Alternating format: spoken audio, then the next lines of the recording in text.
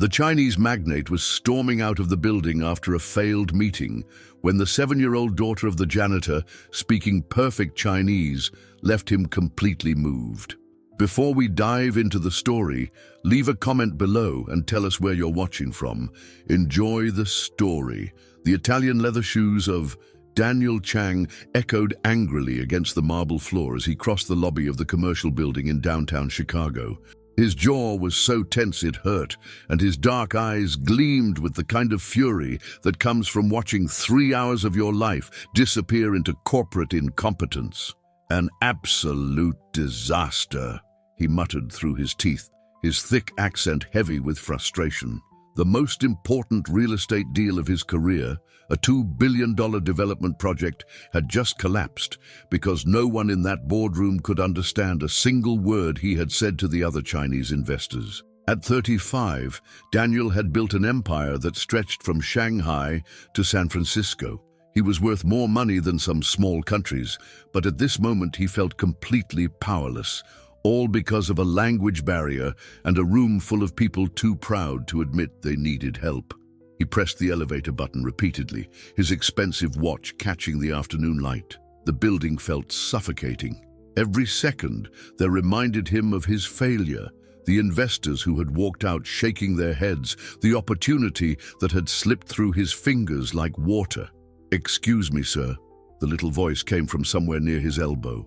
Daniel looked down, irritation flashing across his features.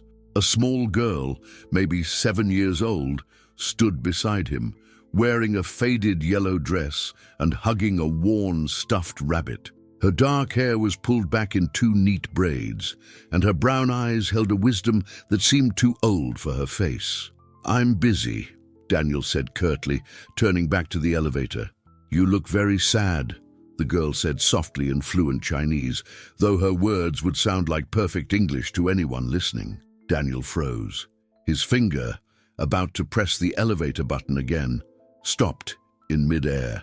He turned slowly, staring at the girl with wide eyes. She had just spoken to him in perfect Chinese, her pronunciation flawless, her tone gentle and caring. "What did you say?" he whispered, switching to English, his voice full of amazement. The girl smiled, showing a gap where her front tooth should be. "I said you look sad," she replied, now speaking in English. "My name is Emma Rodriguez. What's yours?" Daniel's heart was pounding. In 20 years of living in America, he had never heard a non-Chinese child speak his native language so beautifully. Her accent was better than most of his American business partners who had studied Chinese for years. Where did you learn to speak Chinese?" Daniel asked. Emma's face lit up. "From cartoons," she said, continuing in Chinese. "I watch them every day after school. Peppa Pig in Chinese, Dragon Tales in Chinese. My dad works here, and sometimes people who visit speak Chinese and can't talk to people who speak English. So I thought maybe if I learned, I could help them understand each other." Something inside Daniel's chest relaxed just a fraction.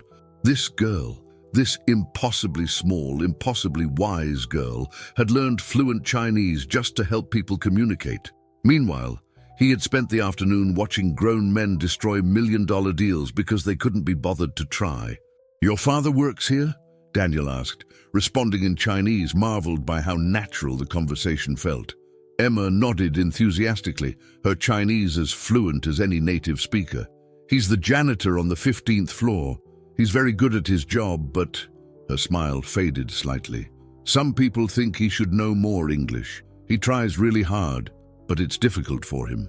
The elevator chimed and the doors opened. Daniel suddenly stepped back, with no hurry to leave. Something about this girl had changed the entire atmosphere of his disastrous day, and he wasn't ready to let that feeling go. But when Emma waved and skipped toward the back hallway of the building where the maintenance offices were, Daniel noticed something that chilled his blood. An official-looking woman in a suit was following Emma, clipboard in hand, with the kind of expression that meant someone was about to lose their job. The elevator doors had barely closed when Daniel found himself pressing the button for the 15th floor instead of the parking garage. Something about Emma's worried expression when she mentioned her father had lodged in his chest like a splinter. He had built his fortune based on instinct, on reading people in situations others overlooked. And right now, every instinct told him this girl was in trouble. The 15th floor had corporate offices, gleaming conference rooms, and mahogany desks.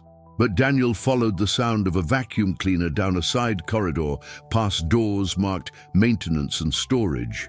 He found Miguel Rodriguez in a supply closet, methodically organizing cleaning products with the kind of precision that spoke of a man who took pride in his work. Miguel was probably around 40, with calloused hands and tired eyes. But when he looked up and saw Daniel's expensive suit, his expression immediately changed to cautious respect. "Can I help you, sir?" Miguel asked in heavily accented English. Daniel studied the man's face and saw Emma's gentle eyes, the same quiet dignity. On the shelf behind Miguel was a worn English-Spanish dictionary, its pages creased from constant use. "Your daughter," Daniel said carefully. "She speaks Chinese." Miguel's face lit up with pure pride, the weariness disappearing. "Emma, yes, she is, how do you say, a very smart girl. She watched Chinese cartoons, learned by herself. She told me maybe one day she would help people understand each other better." His smile faded.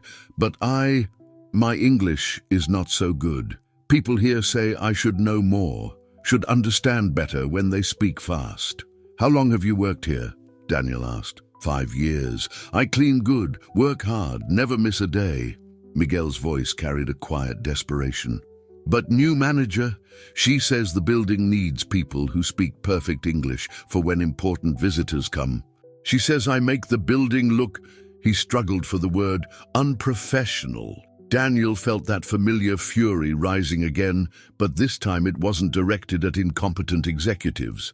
This was something deeper, more personal. Here was a man who worked twice as hard as anyone in those boardrooms upstairs, whose daughter had taught herself an entire language out of love and hope, and some bureaucrat wanted to throw it all away because he had an accent. "When?"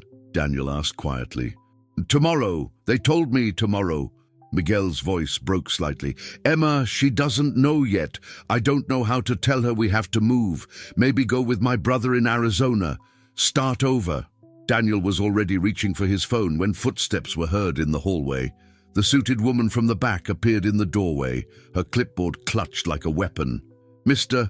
Rodriguez," she said dryly, "I need you to sign these termination papers, and you," she turned to Daniel with barely contained annoyance, "shouldn't be in employee areas." But what she didn't know was that Daniel Chang hadn't become a millionaire by backing down from fights that mattered. "Actually," Daniel said, his voice carrying the quiet authority that had intimidated CEOs on 3 continents, "I think there's been a misunderstanding." The woman, her nameplate read, Joan Morrison, Human Resources Director, blinked in surprise. Clearly, she wasn't used to being challenged, especially not by someone who had just emerged from a maintenance closet. "I'm sorry, but this is a private personnel matter," Joan said, her voice sharp. "Security will escort you out if necessary." Daniel pulled out his business card, the simple white rectangle that had opened doors from Manhattan to Shanghai. "Daniel Chang, Chang International Development. I believe your company has been trying to secure Asian investors for the Morrison Tower project." Joan's face went white. The Morrison Tower, her family's legacy project, had been stalled for months because they couldn't find investors willing to commit to the billion-dollar downtown redevelopment. And Daniel Chang wasn't just any investor. He was the investor every developer in Chicago wanted to meet. "Mr. Chang," she stammered, "I had no idea you were in the building. If you'd like to schedule a proper meeting." "I'm here about Mr. Rodriguez," Daniel said simply, "and I'm curious about your hiring practices." Miguel looked between them, the confusion clear on his weathered face. He didn't understand the power dynamics shifting around him, but he recognized the change in Joan's behavior. "Mr. Rodriguez is being terminated for communication deficiencies," Joan said carefully, as if walking through a minefield. "It's a business decision. Show me his performance reviews," Daniel said. "I don't believe—" "Show me." The temperature in the small space seemed to drop 10 degrees. Joan reluctantly flipped through her clipboard. Well, his work quality is rated as excellent, punctuality excellent, reliability excellent, but his English comprehension score is irrelevant if he's never missed a day, and his work is excellent, Daniel interrupted. Tell me, Ms. Morrison, how many of your executives speak Chinese? That's not the same thing, isn't it? Daniel asked. He stepped closer, and Joan instinctively stepped back. You're firing the most reliable employee you have because he struggles with a second language. Meanwhile, upstairs, your executives just lost a $2 billion deal because none of them bothered to learn Chinese. Miguel's eyes widened. He was beginning to understand that this expensively suited stranger was fighting for him, though he couldn't understand why. Mr. Chang, Joan said, her voice strained. Surely we can discuss this rationally. We can, Daniel agreed. Here's my rational proposal. Mr. Rodriguez keeps his job, enrolls in English classes that the company pays for, and his daughter, Emma, is hired as a part-time translator for your international meetings. A 7-year-old girl? That's absurd. That 7-year-old girl speaks Chinese better than anyone in your boardroom. I know because I just came from there. Daniel's smile was razor-sharp. And unless you want Chang International to permanently withdraw from the Morrison Tower deal, I suggest you start seeing absurd as innovative. Joan's hands were trembling slightly on her clipboard. The Morrison Tower project was her family's last chance to restore their reputation in Chicago real estate. Without it, they would lose everything. But what none of them noticed was Emma, standing quietly in the hallway, her stuffed rabbit pressed against her chest, listening to every word with eyes too old for her young face. Emma entered the supply closet, and the tension that had been building among the adults immediately shifted. Miguel's face collapsed into a mixture of relief and shame when he saw his daughter. "Daddy," she said softly in Spanish, then switched to Chinese for the others' benefit. "I heard what happened." Daniel watched as this tiny girl positioned herself between her father and Joan Morrison, her chin raised with quiet determination. There was something almost regal about how she carried herself, as if she had been preparing for this moment her entire short life. "Emma," Miguel began, but she raised her little hand. "Mr. Chang," Emma said, turning to Daniel with remarkable composure.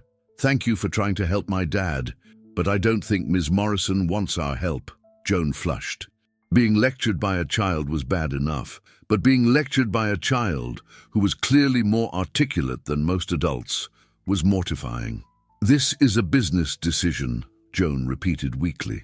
Emma tilted her head, studying Joan with the kind of direct gaze that made adults uncomfortable. "My dad cleans 20 floors every night. He fixes things that are broken. He never complains, even when people are rude to him. He learned enough English to do his job perfectly for 5 years. She paused, her voice taking on a gentleness that somehow made her words more powerful. What business decision makes sense firing someone like that? Daniel felt something shift in his chest. This girl wasn't just smart. She possessed the kind of wisdom that came from watching the world carefully, from understanding pain and injustice at an age when most children were worried about playground politics. "Besides," Emma continued, her Chinese now flowing as naturally as breathing, "I've been watching the international meetings in this building for months. The confusion, the missed opportunities, the frustration when people can't communicate. I could help with that." Joan stared at Emma in shock. The girl had just delivered a business proposal in fluent Chinese, then seamlessly switched back to English to ensure everyone understood. "You're 7 years old," Joan said weakly. "Yes," Emma agreed, "and I speak 3 languages fluently. How many languages do you speak, Ms. Morrison?" The question hung in the air like a challenge. Joan's face was now approaching the color of a ripe tomato. Daniel had to suppress a smile. Emma Rodriguez was going to be a force of nature someday, assuming the world didn't crush her spirit first. But as he watched Miguel's proud and worried expression, he realized the stakes were higher than just one man's job.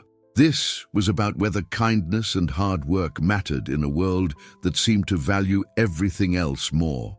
This was about whether a little girl's faith in people's goodness would be rewarded or destroyed.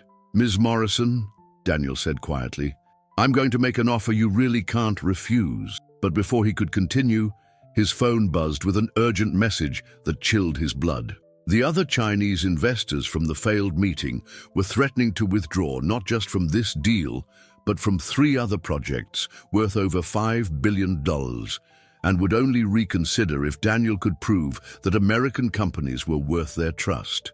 Daniel stared at his phone, the words blurring as the full weight of the situation hit him. $5 billion on the line. His reputation, built over 2 decades of careful negotiations and flawless execution, suddenly balanced on a knife's edge. "Bad news?" Emma asked quietly, her 7-year-old intuition picking up on his distress faster than most adults would have. Daniel looked at her, this extraordinary girl who had somehow become the center of his most important business crisis, and made a decision that went against every corporate instinct he had developed. "Emma," he said gently, "how would you like to help me save several very important deals?" Joan Morrison's eyes nearly popped out of her head. "Mr. Chang, surely you're not serious about involving a child in what? In solving a communication problem that your entire executive team couldn't handle?"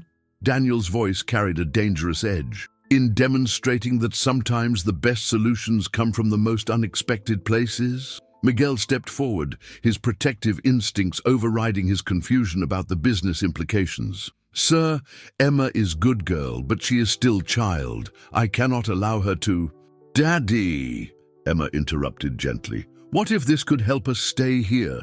What if this could help you keep your job and show everyone how smart and hardworking you are?" The hope in Miguel's eyes was painful to see. Here was a man who had worked his entire life to build something stable for his daughter, only to be threatened by people who couldn't see past their own prejudices. Daniel's phone buzzed again. Another message from the Chinese investors, this one more direct. "American business culture seems incompatible with our values. Reconsidering all partnerships." "Emma," Daniel said carefully, "the businessmen I met with today are very upset. They feel that American companies don't respect or understand their culture. If they leave, many people will lose their jobs, not just your father." Emma's expression became serious, her young face taking on the weight of adult concerns. "What do they need to hear? That we can build bridges between our cultures. That communication is possible when people try hard enough." Daniel paused, studying her face. "That someone like you exists. Someone who learned Chinese not for money or business, but because you wanted to help people understand each other." "Could I talk to them?" Emma asked simply. Joan Morrison made a strangled sound of protest, but Daniel raised his hand. "Emma, these are very important, very serious business meetings. The men I'm talking about control billions of dollars. They're not used to—" He struggled for the right words. "They're not used to children. But maybe that's exactly why they need to meet me," Emma finished for him. "Maybe they need to be reminded that learning languages and building bridges isn't about business. It's about caring enough to try." Daniel felt the pieces clicking together in his mind. The Chinese investors weren't just angry about failed communication. They were frustrated with what they saw as American arrogance, the assumption that everyone should adapt to American ways instead of finding middle ground. But what if he could show them something different? What if he could demonstrate that American culture could produce something as beautiful as this girl's selfless desire to help others communicate? "Mr. Chang," Joan said desperately, "this is highly irregular." "No, so was firing your best employee for having an accent," Daniel replied. "Emma, if I arrange for you to meet these businessmen tomorrow, would you be willing to tell your story in Chinese?" Emma's eyes lit up with the kind of excitement only children could muster for new adventures. But there was something else there too, a deep understanding of the responsibility she was taking on. "I will," she said solemnly, "but I have one condition." Daniel raised an eyebrow. This 7-year-old girl was negotiating with him. "My dad comes with me, and Ms. Morrison has to promise in front of everyone that he can keep his job no matter what happens in the meeting."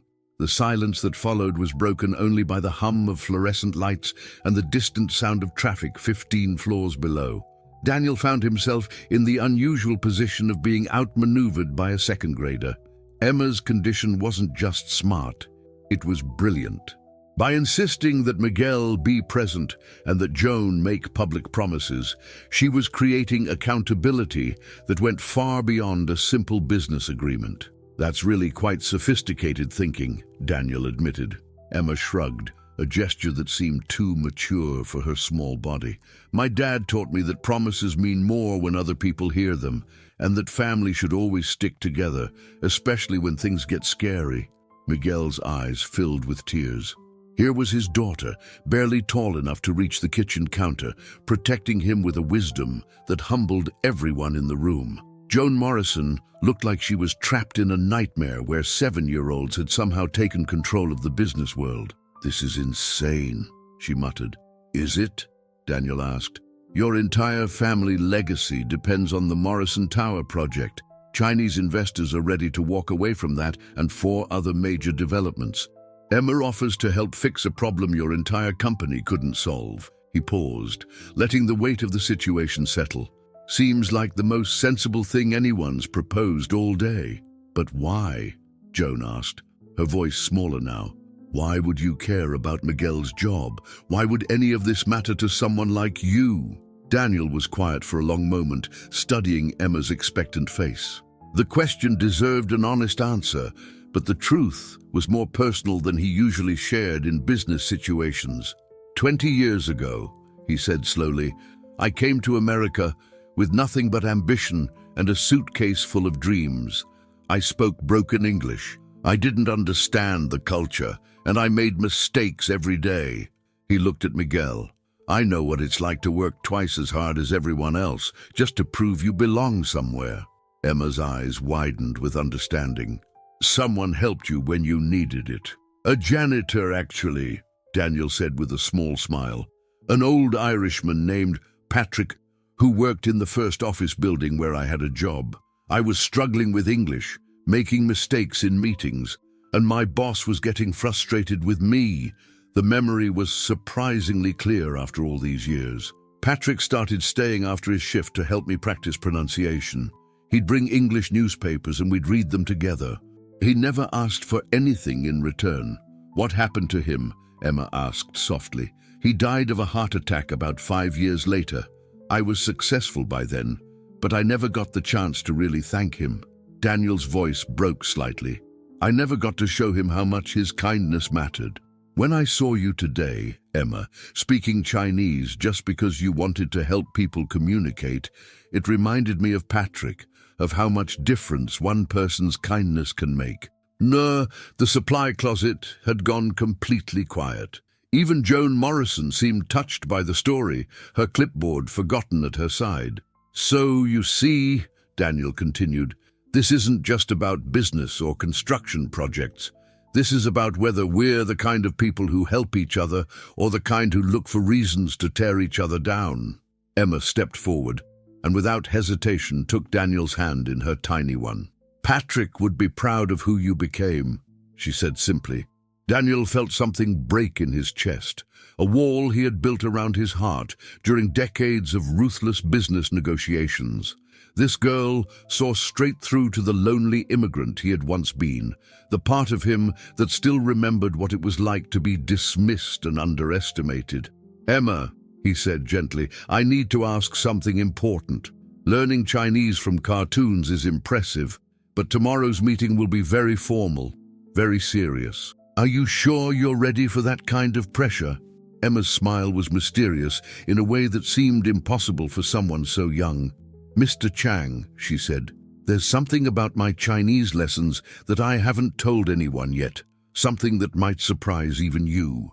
And with that enigmatic statement, she headed for the door, leaving 3 adults staring after her in baffled silence, wondering what other secrets this extraordinary girl might be hiding. That night, Daniel found himself in the most unlikely place he'd been in years, sitting at a small formica table in Miguel and Emma's modest apartment, sharing tamales that tasted better than any food he'd had at 5-star restaurants. The apartment was small but spotless, filled with Emma's artwork taped to the refrigerator and Miguel's carefully tended plants on every windowsill. It was the kind of home that spoke of love, making up for what money couldn't provide. "So," Daniel said, watching Emma carefully organize her Chinese exercise books on the coffee table, "what's this surprise you mentioned?" Emma looked at her father, who nodded encouragingly, despite not understanding the conversation happening in Chinese. "I didn't just learn Chinese from cartoons," Emma said, her voice taking on a gravity that seemed impossible from someone so small. "My teacher at school noticed I was learning languages very quickly. She arranged for me to have video calls with a Chinese university professor twice a week for the past year." Daniel nearly choked on his water. "A university professor?" "Professor Li Wei at Beijing University. She specializes in business Chinese and cultural communication." Emma pulled out a tablet that looked too sophisticated for a 7-year-old. "She's been teaching me formal business language, proper meeting etiquette, and the cultural nuances that most Americans miss when they're trying to work with Chinese companies." Daniel stared at the screen as Emma showed him records of video calls, assignments written in complex Chinese characters, and certification documents that would have impressed graduate students. "Emma," Daniel said slowly, "you're not just fluent in Chinese, you're formally trained in international business communication." "Yes," Emma said, her cheeks flushing with pride. "Professor Li says I have a gift for understanding how different cultures think about respect and relationships in business settings. She says most failed international deals happen because people focus on money instead of trust." Miguel watched his daughter with obvious pride, though he couldn't follow the technical details of what she was explaining. But Daniel was beginning to understand that Emma wasn't just a remarkable child. She was possibly the most qualified person in Chicago to facilitate Chinese-American business relations. "Why didn't you mention this before?" Daniel asked. Emma's expression became thoughtful. "Because people already think I'm weird for learning Chinese. If they knew I was also studying business culture, they'd probably think I was some kind of, prodigy." "Emma," Daniel said gently, "what you've accomplished is extraordinary. Tomorrow isn't just about saving my deals or your father's job. You could actually help change how international business is done in this city." "But what if I mess everything up?" Emma asked. And for the first time, Daniel heard the uncertainty of a scared child underneath all that remarkable competence. "What if the investors think I'm just a silly American girl playing dress-up?" Miguel didn't need to understand Chinese to recognize his daughter's moment of doubt. He moved to sit beside her, wrapping his work-calloused hands around her small ones. "Mia," he said softly in Spanish, "you've spent your whole life building bridges between people. Tomorrow you just build one more bridge, but remember, you're not responsible if people choose to cross it or not." Emma translated for Daniel, and he felt his respect for Miguel deepen even further. This man, who struggled with English but understood human nature perfectly, had just given his daughter the most important business advice Daniel had ever heard. "Your father's right," Daniel said.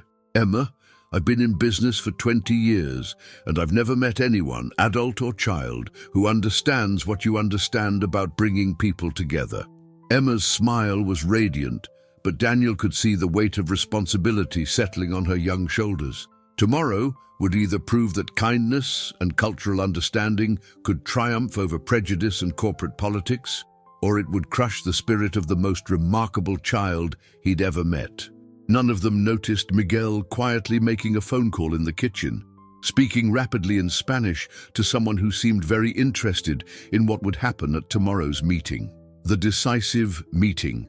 The Morrison Tower conference room had been transformed overnight. Joan Morrison had spared no expense. Fresh flowers, premium catering, and a view of Lake Michigan that had impressed dignitaries from around the world. But Daniel could see the desperation beneath the luxury.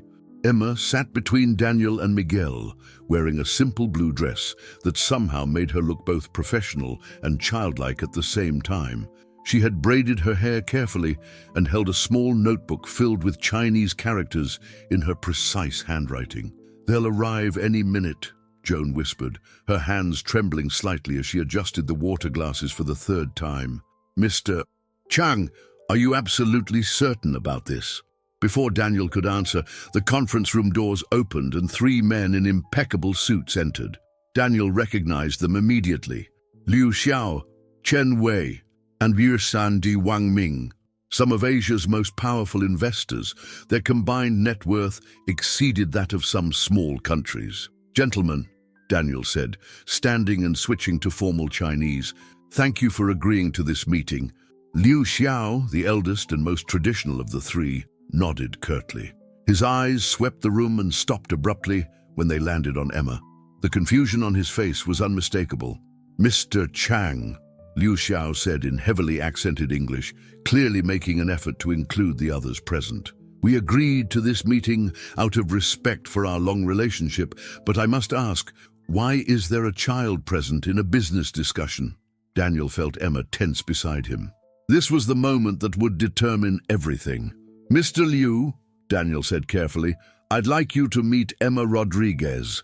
She has something to say that I believe will change your perspective on American business culture." Liu Xiao's expression remained skeptical, but his natural courtesy prevented him from being openly dismissive. "Very well." Emma stood up, her small body dwarfed by the massive conference table, but her voice was steady and clear when she began speaking in impeccable Chinese. "Honored gentlemen," she said, using the most formal terms of address. "My name is Emma Rodriguez. I am 7 years old, and I learned Chinese because I wanted to help people understand each other better." The 3 investors exchanged glances of surprise. Emma's pronunciation was perfect, her tone appropriately respectful, and her word choice showed sophisticated understanding of business formality. "I know you're frustrated with American companies," Emma continued, her Chinese flowing like poetry. "You feel that we don't respect your culture or understand the importance of relationships in business. You're right to feel that way." Liu Xiao leaned forward, clearly intrigued despite himself. "But I want to tell you about my father," Emma said, gesturing to Miguel, who sat proudly despite not understanding the words. "He's a janitor in this building. He works harder than anyone I know. But some people want to fire him because his English isn't perfect. They judge him without seeing his heart or his dedication." Chen Wei, the youngest of the investors, was watching Emma with growing fascination. "You gentlemen are being judged the same way," Emma said with startling frankness. "People hear your accents, see your different business customs, and assume you're difficult to work with. They don't bother to understand that your way of doing business, building trust first, respecting relationships, is actually better than the American way of rushing to sign contracts." The room had gone completely silent. Daniel realized that Emma wasn't just translating or facilitating. She was delivering a cultural critique that went straight to the heart of why international business so often failed. "Mr. Chang brought me here not because I'm smart for a child," Emma continued, "but because I represent something he hopes America can become, a place where people learn from each other, not out of greed, but because understanding each other makes us better." Liu Xiao put down his pen and fixed Emma with an intense stare. "Child," he said in Chinese, "these are beautiful words, but words are easy. How do we know this is more than performance?" Emma's response would determine whether 5 billion in development projects lived or died. But what she said next shocked everyone in the room, including Daniel. "Mr. Liu," Emma said, her 7-year-old voice carrying a weight that seemed impossible, "you want to know if this is performance? Then let me tell you something I've never told anyone, not even my father." Daniel felt his heartbeat spike. Emma was going off script, venturing into territory they hadn't discussed. "When I started learning Chinese, it wasn't just because I wanted to help people communicate. It was because I was tired of seeing my father come home sad every day, tired of seeing him practice English words in the mirror, trying to get rid of his accent so people would respect him." Miguel's face crumpled as Emma translated her words into Spanish for his benefit. He had never known that his daughter had witnessed his private struggles. "I thought that if I could learn Chinese perfectly, maybe I could show people that learning languages is about love, not just business. Maybe I could prove that someone with an accent like my father, like Mr. Chang, like all of you, can be the smartest person in the room." Liu Xiao's stern expression was beginning to soften. "But what I learned," Emma continued, "is that the problem isn't languages.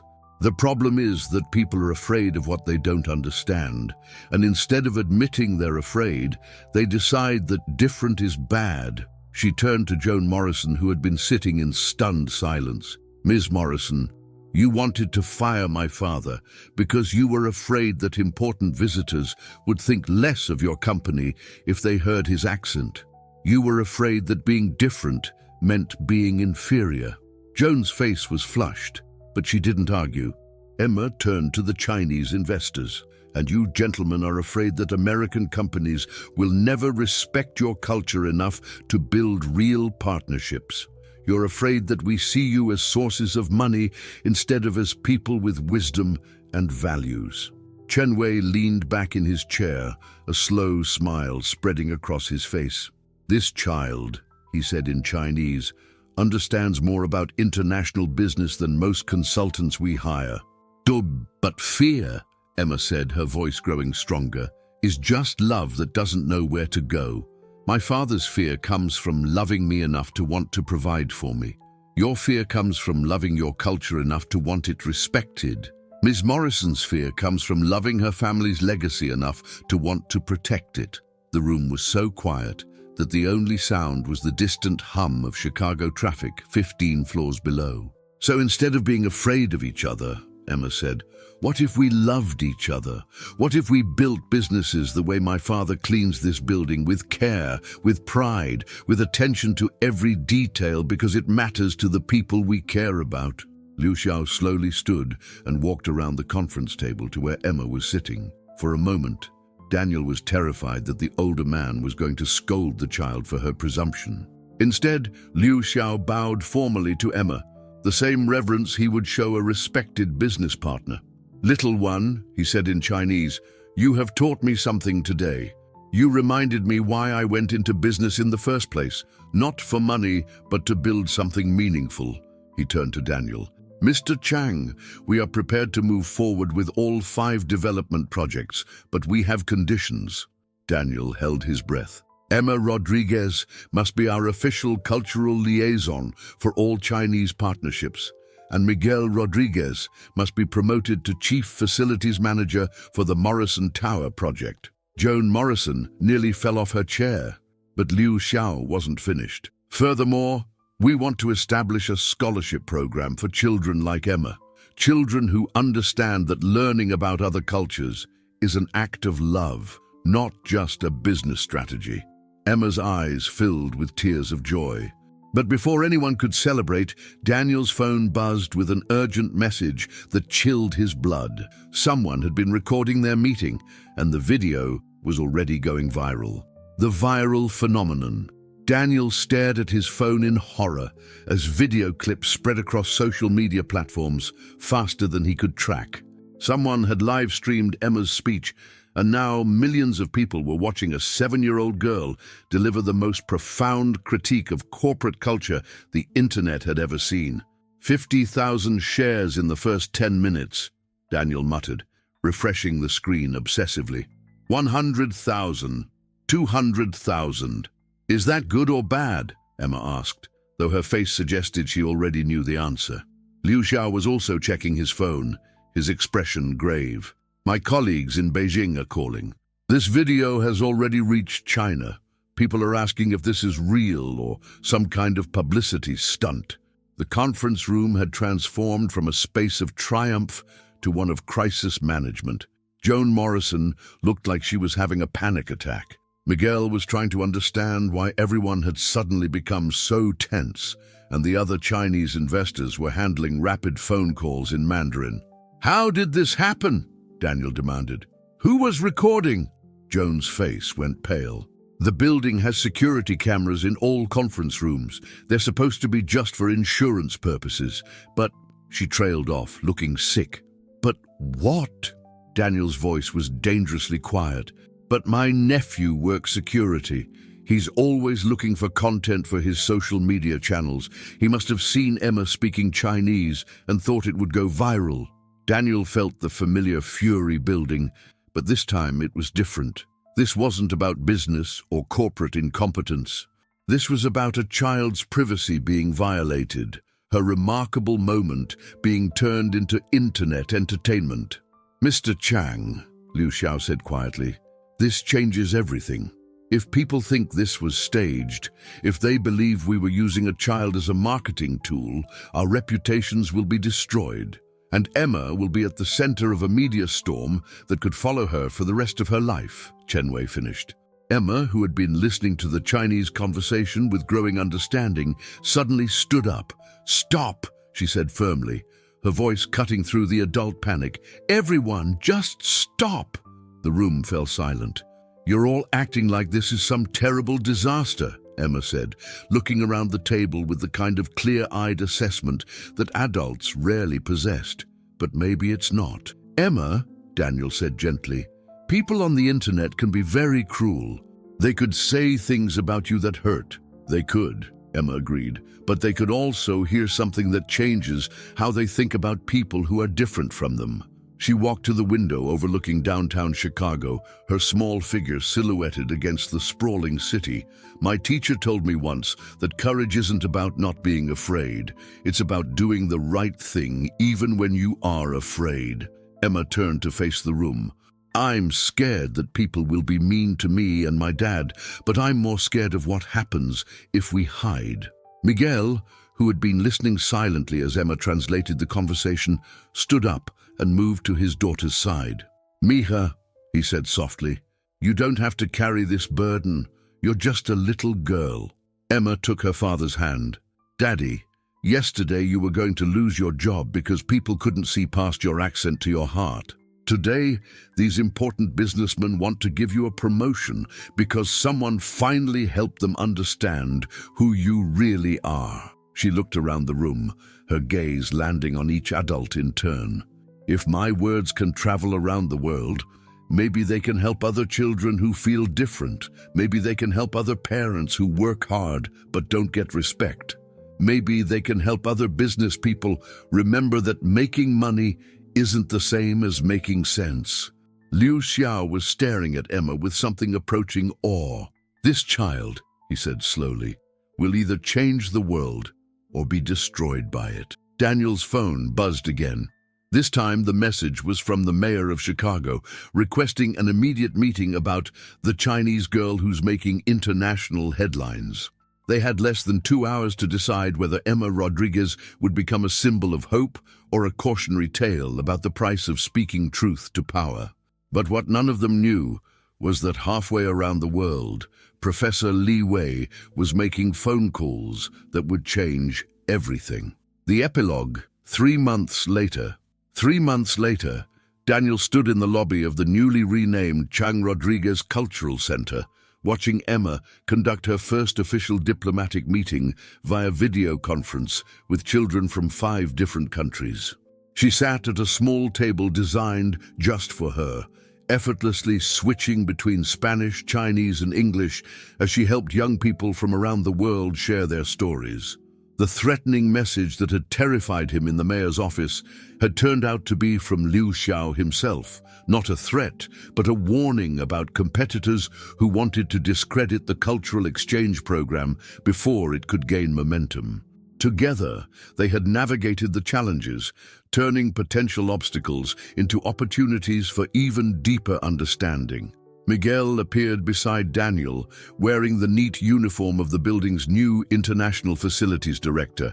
His English had improved dramatically over the past months, but more importantly, his confidence had flourished. Seeing his daughter change the world had reminded him of his own worth. "She wants to add Portuguese to her language studies," Miguel said, with a mixture of pride and amazement. "Says there are children in Brazil who need someone to help them communicate with other cultures too."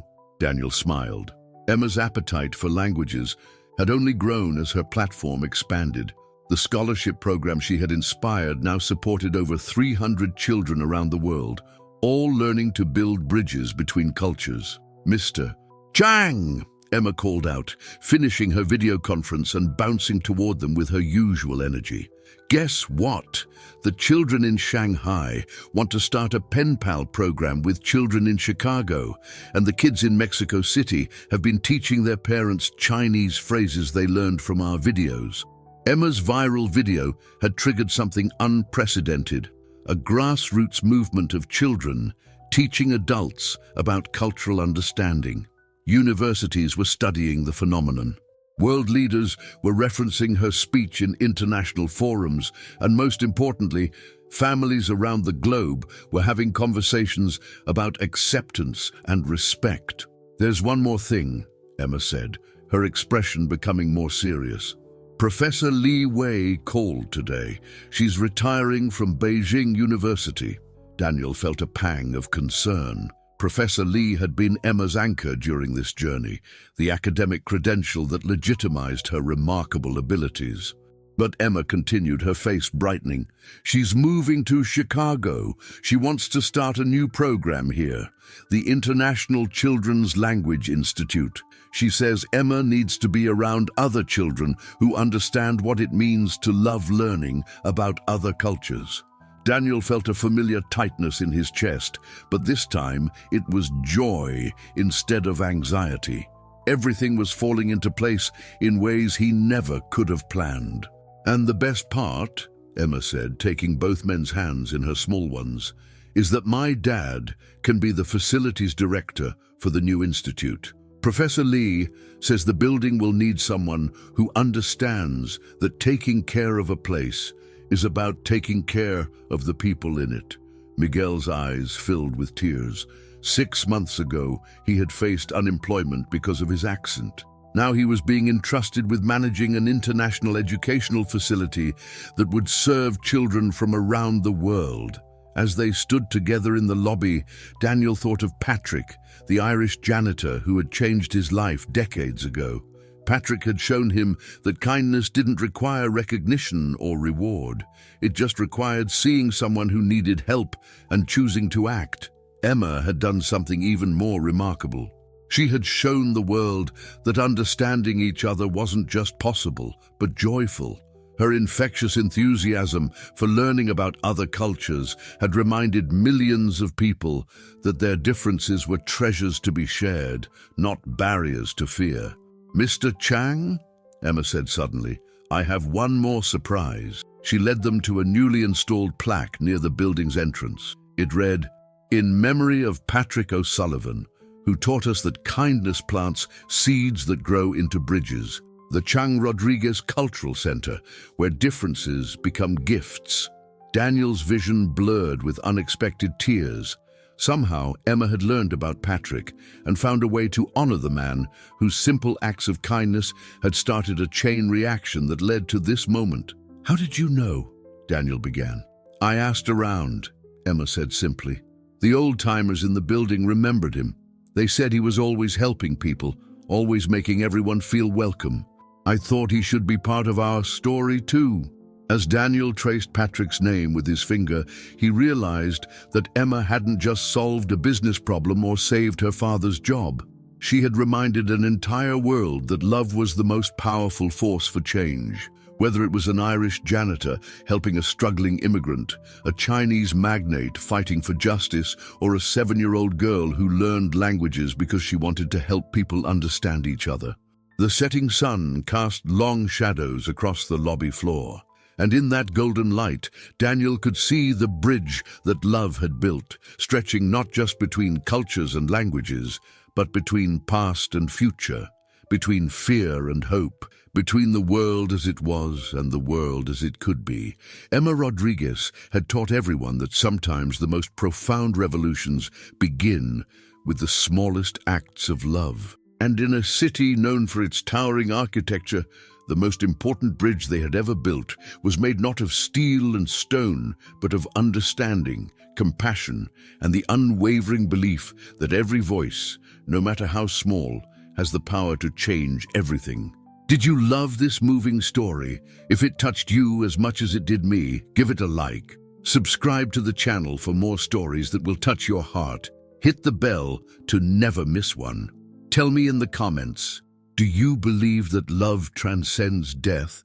Have you ever had an unexplainable experience with deceased loved ones? I want to hear your stories. And don't forget to share this video with that special person who needs to believe in miracles and second chances. Until the next story, a heartfelt hug.